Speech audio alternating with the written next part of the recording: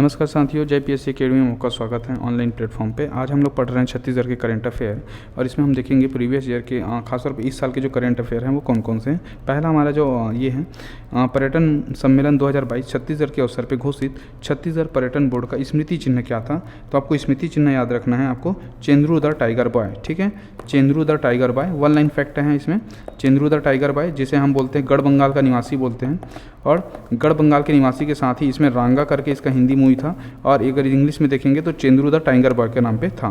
ठीक है, तो पिछले बार का पीएससी क्वेश्चन रहा है, हॉलीवुड में काम किया हुआ है और जंगल सफारी भी इसके नाम पे है। ठीक है, तो जंगल सफारी भी याद रखना है। तो इस प्रकार आपको क्या करना है, पिछले साल के क्वेश्चन के आधार पर ही आगे बढ़ना है। छत्तीसगढ़ का सबसे बड़ी आर्ट गैलरी कौन सी है? अगर हम लोग बात करें सबसे बड़ी आर्ट गैलरी कौन सा है, सोनाबाई रजवार भित्ति शिल्प आर्ट गैलरी, जो कि खैरागढ़ में स्थापित किया गया इंदिरा कला संगीत विश्वविद्यालय पे, इंदिरा कला संगीत विश्वविद्यालय पे।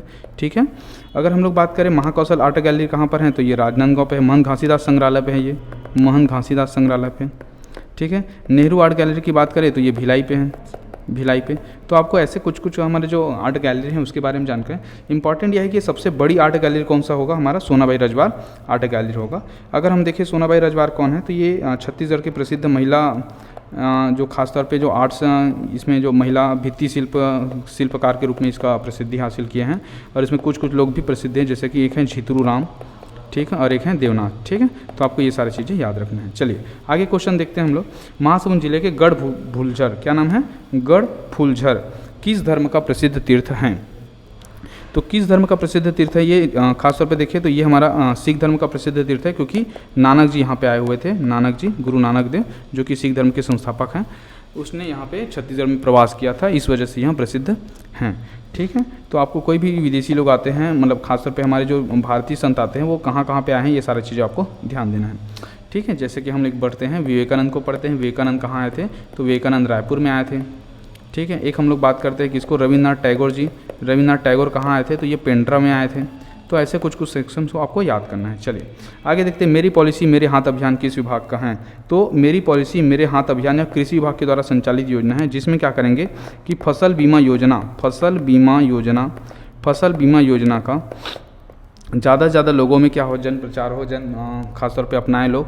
ठीक है, इसके लिए यहाँ योजना माननीय हमारे जो कृषि विभाग के मंत्री हैं, ठीक है, श्री रविन्द्र चौबे जी, इनके द्वारा लागू किया गया है। रविन्द्र चौबे जी का विधानसभा एरिया कौन सा है, साझा है, ये जानना है आपको। और ये सारा चीज़ें क्या हैं, तो प्रधानमंत्री जो फसल बीमा योजना है, प्रधानमंत्री फसल बीमा योजना है, इसके द्वारा संचालित की जा रही है, जिसमें कि खासतौर पर 2% आपका खरीफ के लिए, ठीक है, 1.5% आपका रबी के लिए प्रीमियम है, और 5% आपकी बागवानी के लिए प्रीमियम है। ठीक है, तो आपको सारे अभियान देखना है, हमने प्रीवियस वीडियो में डाला भी हुआ है कि कौन कौन से अभियान छत्तीसगढ़ में प्रसिद्ध हैं। आगे देखते हैं, छत्तीसगढ़ के अमृत मिशन के तहत पहला सीवरेज ट्रीटमेंट प्लांट कहाँ स्थापित है? तो अमृत मिशन को आपको याद रखना है कि क्या करना है कि जितने भी हमारे जो नगरीय निकाय हैं, नगरीय निकाय के आसपास में कोई भी नदी नाला है वहाँ पर उसको डेवलप करना है, ताकि वहाँ पर पानी जलापूर्ति हो सके। वर्तमान में बात करें छत्तीसगढ़ अमृत मिशन के तहत टोटल 9 नगरीय निकाय को शामिल किया गया। 9 नगरीय निकाय में कौन कौन सा नहीं है, तो आपको नहीं है उसको पहले याद करना है, कभी भी 9-10 होता है। तो जितने सारे नए बने हुए हैं, जैसे कि चरोदा हो गया, ठीक है, रिसाली हो गया, या भिलाई हो गया, या बिरगांव हो गया, ठीक है, या हमारा धमतरी हो गया, इनको छोड़ के बाकी नगरीय निकाय पे पुराने नगरीय निकाय है उसको शामिल किया गया है। तो अगर हम लोग देखें पहला सीवरेज ट्रीटमेंट प्लांट कौन सा है, तो ये आपको याद रखना है, जगदलपुर बालीकोटा पे। ठीक है, ये याद रखना है। ठीक है, चलिए आगे देखते हैं। देवराज सिंह के निधन के बाद खैरागढ़ में हर उपचुनाव में किसने जीत दी? तो यहाँ पे जीते हैं यशोदा नीलांबर वर्मा जी, ठीक है, जो कि कांग्रेस के प्रत्याशी थे, श्रीमती। ओके, तो याद रखना है आपको कि क्या हो रहा है कि छत्तीसगढ़ में 5 जगह ऐसे इलेक्शन हुए जहाँ पे खासतौर पे कांग्रेस ने बढ़त हासिल किए हैं। ठीक है, तो वो आपको 5 जगह आपको याद होना चाहिए। जैसे कि सबसे पहले कहाँ पर हुआ था, चित्रकूट पे हुआ था। ठीक है, दूसरा जो हमारा हुआ था वह हुआ था दूसरा याद रखना है मरवाही पे अजीत जोगी के निधन के कारण हुआ था। ठीक है, तीसरा हमें याद रखना चाहिए यहाँ से एक खैरागढ़ हो जाएगा, एक हो जाएगा आपका भानु प्रतापपुर वाला लास्ट है। ठीक है, इसलिए ज़्यादा इंपॉर्टेंट है, इसमें सावित्री मंडावी जी विजयी हुई, ठीक है, मोहन मंडावी के निधन के कारण। ठीक है, तो ये चीज़ें आपको याद रखना है। चलिए आगे देखते हैं। इसमें ऑप्शन जैसे देखेंगे तो कोमल जगह इसके विपक्ष थे, ये भी आपको ध्यान देना है। चलिए, राज्य का पहला मिलेट कैफ़े किस जिले में प्रारंभ किया गया? तो मिलेट कैफ़े मिशन क्या है? तो हमारे जितने भी कोदो कुटकी वाला जितने प्रोडक्ट होते हैं, इनके प्रोडक्ट को हमें क्या करना, बढ़ावा देना है। तो मिलेट मिशन की शुरुआत की गई छत्तीसगढ़ सरकार द्वारा। क्या शुरुआत की गई है? मिलेट मिशन का। मिलेट मिशन कितने जिलों में संचालित है? तो टोटल 14 जिले में संचालित होगा। और इसके लिए क्या किया जा रहा है कि कैफ़े बनाया जा रहा है। कैफ़े में सबसे पहला जो कैफ़े था वो था रायगढ़ का कैफ़े, ठीक है। और इसके मिलेट के लिए हमें पीएम पोषक अनाज योजना भी अवार्ड मिला है हमें। पोषक अनाज योजना के माध्यम से हमें अवार्ड भी मिला है। तो ये चीज़ें आपको याद रखना है, ठीक है। Millet cafe. आगे देखते हैं, छत्तीसगढ़ राज्य की कृषि योजना को सिल्वर स्कॉच अवार्ड 2022 मिला। तो सिल्वर स्कॉच अवार्ड इस साल मिला है कौशल विकास योजना को। अगर क्वेश्चन आएगा 2021 में किसको मिला है, तो आपको गोधन न्याय योजना मानना है, ठीक है। मोर जमीन मोर आवास क्या है? तो यहाँ पर्टिकुलर क्या है, रूरल एरिया पे, अर्बन एरिया पे अगर हम बात करें तो प्रधानमंत्री आवास योजना को लागू करने की एक योजना है, जिसके तहत आपको अगर अपनी ज़मीन है तो वहाँ पे आपको आवास बना के दी जाती है, ठीक है। गोधन न्याय योजना, कौशल विकास योजना। तो कौशल विकास योजना को याद रखना है छत्तीसगढ़ सरकार ने, ठीक है। सबसे पहला एक कानूनी रूप से लागू करने वाला पहला राज्य है, ठीक है। और भारत सरकार से पहले मतलब 2013 में इसको लागू कर दिया था इस कानून को, ठीक है। तो चलिए 28 अक्टूबर 2022 को कौशल विकास मंत्रालय के माध्यम से इनको पुरस्कार दिया गया, ठीक है। आगे देखते हैं, छत्तीसगढ़ का सबसे बड़ा रीपा मतलब होता है रूरल इंडस्ट्रियल पार्क। तो यह रीपा सबसे बड़ा कौन सा है? सबसे बड़ा पूछेगा तो आपको लेना है तुमनाल लेना है। लेकिन अगर पूछेगा कि सबसे पहला कौन सा है, तो पहला आपको याद रखना है कुलगांव कांकेर, ठीक है। और सबसे बड़ा में याद रखना है तुमना। तो रीपा क्या होता है कि हमारे जो गौठान है वहाँ पे क्या करना है, रूरल जो जितने सारे हमारे जो योजनाएं होते हैं, जितने सारे हमारे उद्योग होते हैं, जिससे हमारे लघु हो गया या कुटीर उद्योग हो गए, उन सबको गौठान के माध्यम से क्या किया जा रहा है, संचालित किया जा रहा है, ठीक है। तो ये इंपॉर्टेंट योजना है, ये आपको याद रखना है। आगे देखते हैं, तुंगल बांग इको पर्यटन केंद्र स्थित हैं। तुंगल बांग जितने सारे हमारे इको पर्यटन केंद्र है वो सबको ध्यान देना है। ये आपका सुकमा में है, ठीक है। तो इसके लिए हमारे जो 3 सर्किट चल रहे हैं वो सब चीज़ें आपको ध्यान रखना चाहिए। जैसे कि एक सर्किट चल रहा है, क्या चल रहा है हमारा, पर्यटन को बढ़ावा देने के लिए राम वन गमन पथ, ठीक है, राम वन गमन पथ। दूसरा हम लोग देखें तो दूसरा हम लोग बात करें राम वन गमन पथ के साथ ही, तो दूसरा हमें दिखता है, क्या दिखता है हमारा, ट्राइबल टूरिज्म सर्किट, ठीक है, ट्राइबल टूरिज्म सर्किट। और तीसरा अगर हम लोग बात करें, ठीक है, तो इसमें हमें दिखेगा, क्या दिखेगा, इको पर्यटन केंद्र। क्या दिखेगा, इको पर्यटन केंद्र।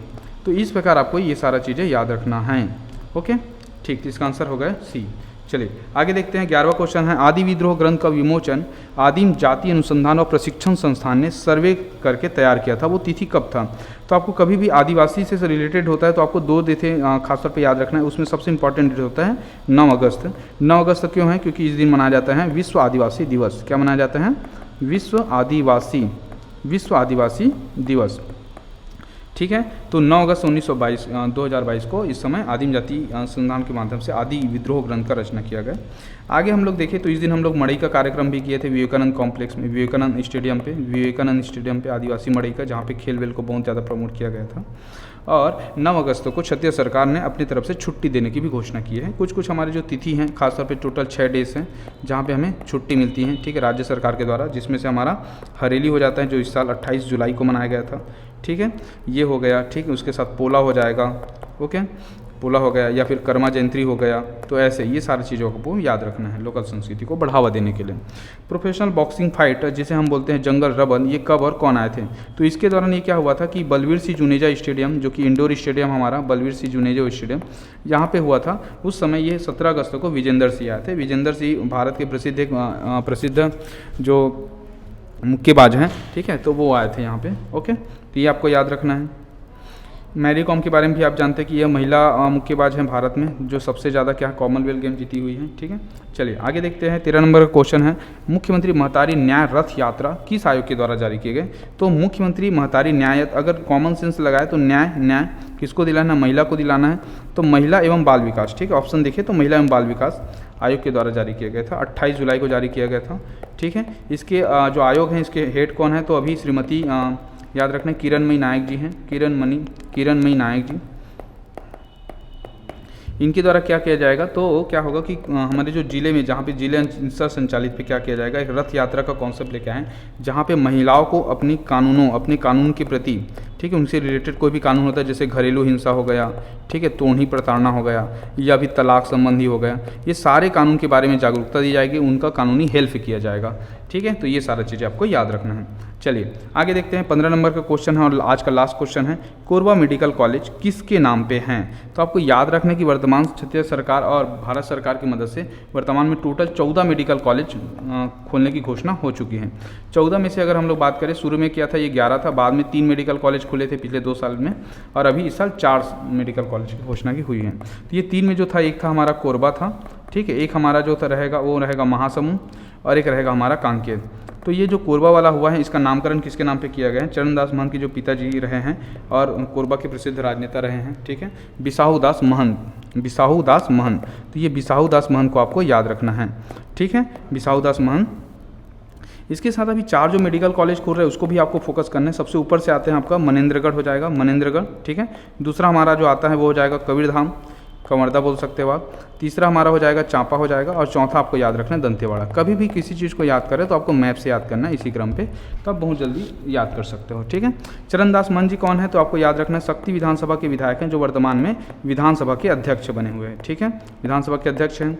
दूसरा याद रखना है ज्योत्सना महंत जी को, ये लोकसभा की सांसद हैं, ठीक है, लोकसभा सांसद कहाँ से? रायगढ़ से हैं, ओके, ठीक। लखीराम अग्रवाल कौन है? तो रायगढ़ का जो मेडिकल कॉलेज है, रायगढ़ का जो मेडिकल कॉलेज है इन्हीं के नाम पे है। रायगढ़ मेडिकल कॉलेज का नामकरण किसके नाम पे है? तो लखीराम अग्रवाल के नाम पे है, ठीक है। चलिए, तो इस प्रकार हमने आज छत्तीसगढ़ के 15 इंपॉर्टेंट जो करंट अफेयर के क्वेश्चन थे उसको किए। आगे की सीरीज़ में बने रहिएगा और इस चैनल को लाइक कीजिए, शेयर कीजिए एंड सब्सक्राइब कीजिए, ताकि आपको नए नए जानकारी प्राप्त हो सके। ओके, बेल आइकॉन भी दबा के रखिएगा। Thank you. ओके।